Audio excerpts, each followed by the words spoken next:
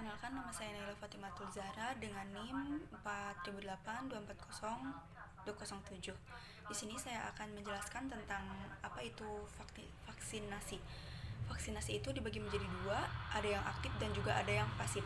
Di mana vaksin yang pasif ini adalah vaksin yang sengaja disuntikan ke dalam tubuh untuk membentuk imunoglobin, untuk membentuk antibodi, di mana contoh vaksin yang disuntikan ke dalam tubuh yaitu vaksin imunoglobin atau antiglobin. Nah, lalu yang kedua ada vaksinasi aktif, di mana vaksin ini beredar seperti virus corona.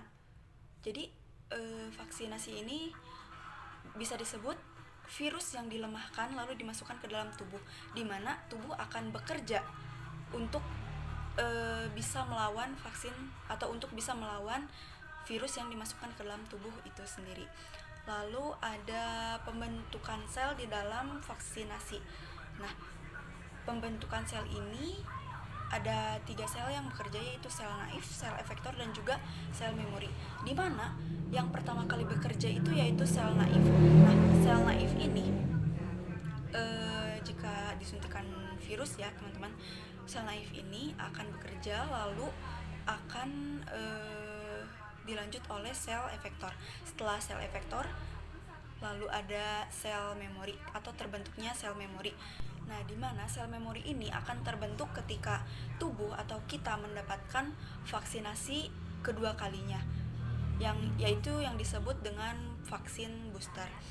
Nah, fungsinya apa sel memori ini? Fungsinya untuk supaya tubuh itu mengingat bahwa sebelumnya pernah menyerang virus tersebut. Jadi ketika tubuh mengalami atau terkena virus tersebut, tubuh bisa melawan dengan antibodinya seperti itu. Lalu ada maternal antibody. Maternal antibody ini seperti contohnya itu suntik tete atau tetanus toksoid, di mana suntik tete ini diberikan kepada ibu hamil yang berdampak untuk sang janin atau sang buah hati. Nah,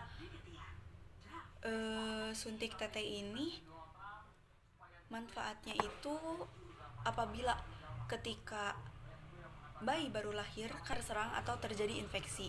Seperti contoh ketika misalkan bayi baru lahir tetapi sang bidan gunting tali pusarnya itu tidak steril.